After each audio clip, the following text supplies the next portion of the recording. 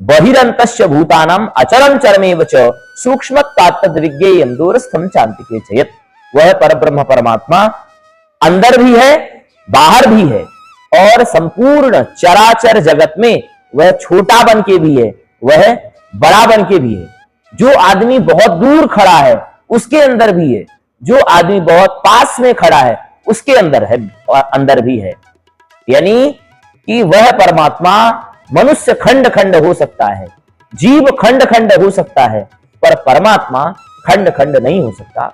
यानी कि हमारे बाल में ही क्या बैठा हुआ है, भगवान परमात्मा का ग्रास, यानी कि मृत्यु हमें तुरंत कभी भी बुला सकती है। हमारा कल्याण हमारे साथ चल रहा है, यानी कि सुबह हो रही है तो दोपहर भी होगी, सुबह हो रही है तो रात्रि भी होगी। यानी कि जिसका प्रभाव हो रहा है उसका गृष्णु के द्वारा, यानी भगवान रुद्र के द्वारा उसका दोहन भी किया जाएगा, यानी उसको मृत्यु भी दी जाएगी, यानी पुनर्जन्म भी दिया जाएगा। और कुछ धर्मों में पुनर्जन्म का कॉन्सेप्ट नहीं है, हमारे हिंदू धर्म में पुनर्जन्म है। यानी जो व्यक्ति पहली बार जन्म ले तो सभी पहली बार जब जन्म लेगा व्यक्ति तो सभी के सभी पापी नहीं होंगे, सभी के सभी क्या होंगे, एक जैसे कर्म वाले होंगे।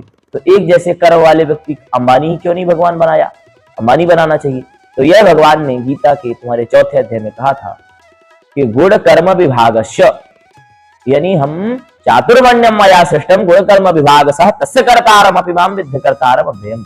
मैं चारों वर्ण का सृजन मैं करता हूं, कैसे, तुम्हारे गुण और कर्म के द्वारा। तो कर्म कैसा, तो जो तुम इस जन्म में किए हो वही अगले जन्म में प्राप्त करोगे।